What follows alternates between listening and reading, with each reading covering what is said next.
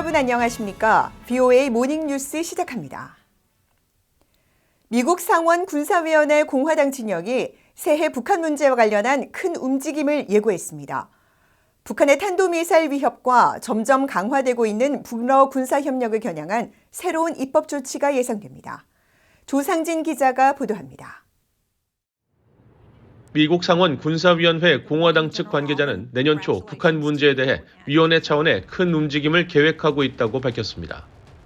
이 관계자는 최근 VOA에 북한의 군사 정찰위성 발사에 대한 입장을 설명하면서 내년 초 북한에 대해 몇 가지 사안을 계획하고 있다면서 군사위원회 차원의 큰 움직임을 예고한 것입니다.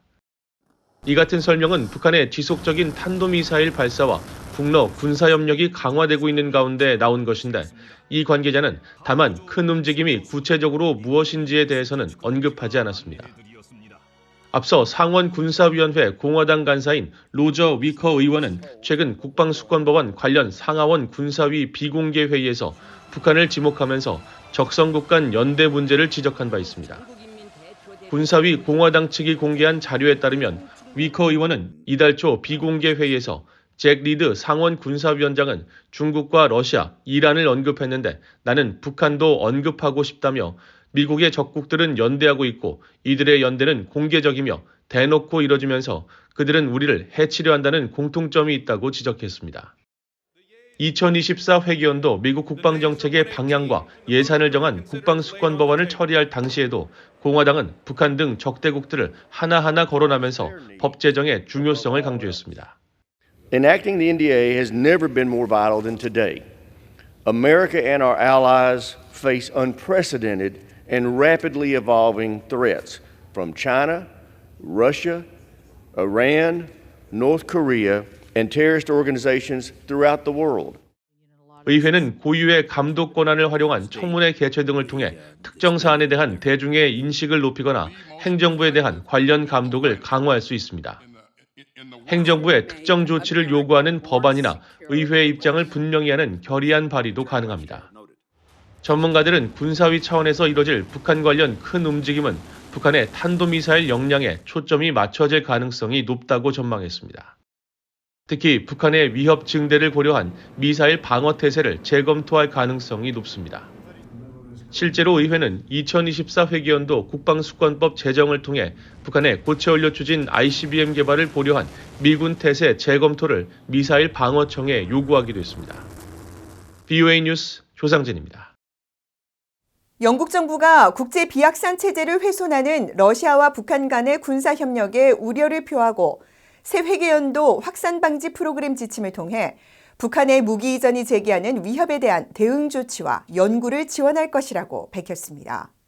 영국 정부는 27일 발표한 2024-2025 회계연도 확산 방지 프로그램 지침을 통해 이같이 밝히고 특히 북한의 재래식 무기 이전에 관한 정책연구단체와 비정부기구의 연구를 비롯해 북한과 러시아 간 전략적 파트너십 발전에 따른 비확산 위험 평가를 중점 연구활동 지원 대상으로 꼽으면서 이를 통해 효과적인 긴장 완화를 위한 위기관리 도구와 신뢰 구축 조치 및 의사소통 채널을 식별하고 강화할 것이라고 설명했습니다.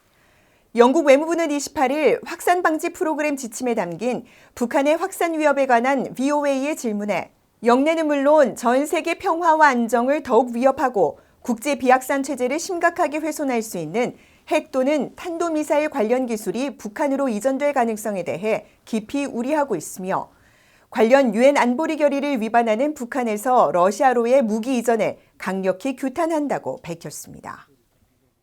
한국의 신원식 국방부 장관이 핵무기용 플루토늄 생산 우려가 제기되는 북한 영변 핵단지 내 실험용 경수로에 대해 내년 여름 정상 가동될 것이라고 밝혔습니다. 신 장관은 29일 국방부 출입기자단 간담회에서 관련 질문을 받고 지난 여름 냉각수 식별을 통해 북한 영변 경수로 시험 가동을 알았다며 이같이 밝혔다고 KBS와 연합뉴스 등 한국 언론들이 보도했습니다. 보도에 따르면 신 장관은 이어 영변 경수로 가동 단계와 관련해 일부 극소량 핵물질을 장전해 원자로를 시험 가동한 것이라며 시험 가동을 통해 장비나 시설을 보완하는 단계라고 설명했습니다. 또 경수로를 통해 플루토늄을 생산해 핵무기를 만든 나라는 현재까지 없다면서 북한은 영변에 전기를 공급하기 위해서라고 말하는데 그것이 엉뚱한 말은 아니라고 본다고 말했습니다. 그러나 북한이 경수로를 군사용으로 활용한다면 핵 추진 잠수함에 쓰이는 소형 원자로를 만드는 시험을 할 수 있고 경수로 가동 중에 만들어지는 삼중수소는 수소폭탄의 재료로 쓰인다면서 경수로에서 핵무기용 플루토늄을 만드는 새로운 길을 개척할지도 주시하겠다고 밝혔습니다. 한국형 전투기 KF-21에 탑재될 공대공 유도탄이 한국 기술로 개발된다고 한국방위사업청이 밝혔습니다.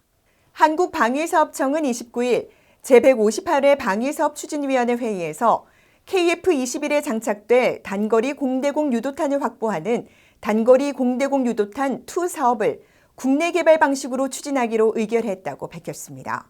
방사청은 이어 오는 2035년까지 약 5,919억 원이 투입되는 이 사업으로 첨단 무기 체계의 한국 내 개발을 통한 자주 국방 능력이 향상되고 KF-21과 연계한 유도탄의 수출 경쟁력 상승 효과도 있을 것이라고 설명했습니다.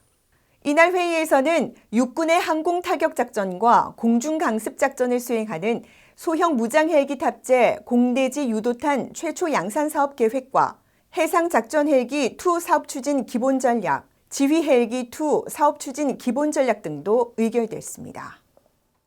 한국 국가보훈부는 6.25 전쟁 중 한국에 파견돼 전쟁 부상병과 민간인의 목숨을 구한 덴마크 병원선 유틀란디아호를 새해 1월에 6.25 전쟁 영웅으로 선정했다고 밝혔습니다.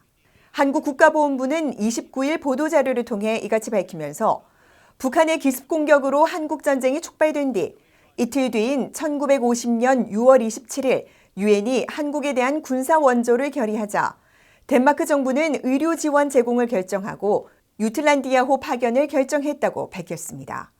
특히 수술실 4개와 병상 356개 규모의 외과, 내과, 치과, 방사선과 등 4개 진료 과목을 갖춘 유틀란디아호는 1951년 3월 7일 부산항에 도착해 의료 활동을 시작했으며 부상병 4,981명과 6,000명 이상의 민간인들에게 의료 서비스를 제공했다고 설명했습니다.